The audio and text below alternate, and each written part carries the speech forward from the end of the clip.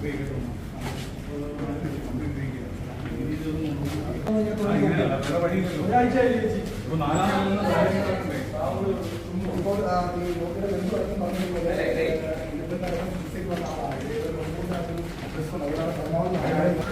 Pathanamthitta general ഹോസ്പിറ്റലാണ്.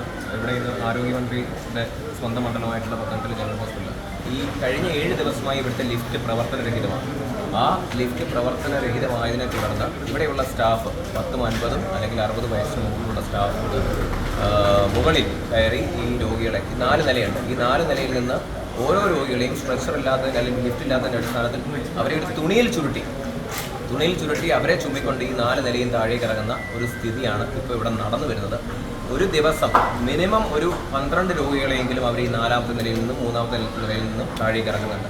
എക്സ്റേക്ക് പോകണം, ബാക്കിയുള്ള എല്ലാ കാര്യങ്ങൾക്കും താഴെ ഗ്രൗണ്ടിൽ നടത്തുന്ന ഈ പറയുന്ന എക്സ്റേ, അതുപോലെ തന്നെ ബാക്കിയുള്ള ചികിത്സയ്ക്കെല്ലാം ഈ 4 നിലയിൽ നിന്നുമൊക്കെ രോഗികളെ താഴേക്ക് ഇറക്കേണ്ട ഒരു സ്ഥിതി ഇവിടെ സംജാതമായിരിക്കും. ഇത് ആരോഗ്യമന്ത്രിയുടെ സ്വന്തം മണ്ഡലത്തിൽ നിന്നാണെന്ന് ആലോചിക്കണം.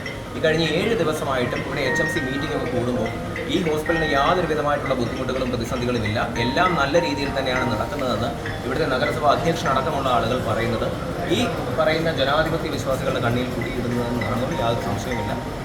ഇതിനെതിരെ ശക്തമായിട്ട് യൂത്ത് കോൺഗ്രസും ഇന്ത്യൻ നാഷണൽ കോൺഗ്രസും അടക്കമുള്ള ആളുകൾ പ്രതിഷേധിച്ചിരിക്കുന്നത് പുറത്തു വരികയാണ്.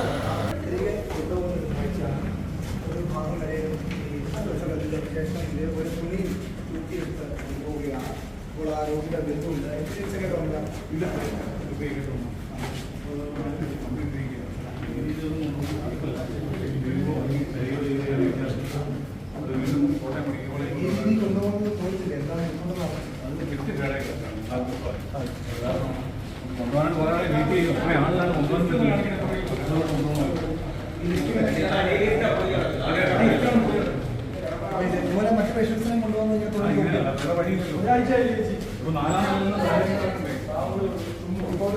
രോഗിയുടെ ബന്ധുവടക്കം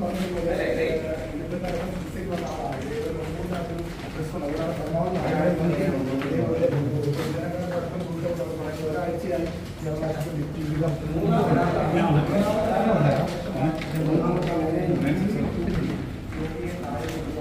കഴിഞ്ഞവരായാലും അല്ലാത്തവരായാലും രക്ഷിക്കാൻ മാർഗമില്ല.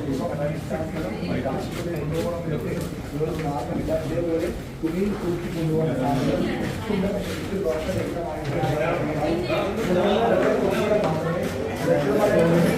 ഇടയ്ക്ക് കൊണ്ടുപോകാൻ പ്രയാസം ഉണ്ടാകുകയും അത് ഒഴിവാക്കിയാണ് ഇപ്പോൾ ഈ ജീവനക്കാർ ബന്ധുക്കളെയും ഒപ്പം തന്നെ ഇപ്പോൾ പൊതുപ്രവർത്തകരെല്ലാം പറ്റിയവരാണ്. അവരെ കൂടെ കൂട്ടി ഇപ്പോൾ ഈ കൊണ്ടുപോകുന്ന